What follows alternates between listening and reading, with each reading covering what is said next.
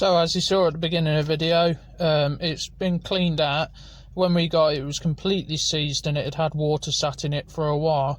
Although we've done our best, it's still not quite right, so don't really know where to go from here, but yeah. So guys, if you've stuck around this far, thank you. Please like and subscribe. That was the charger we received on a spare engine. Not great at all, but we didn't expect the engine to come with a charger at all, so if we can make a bit of money back off that, that's what we will do.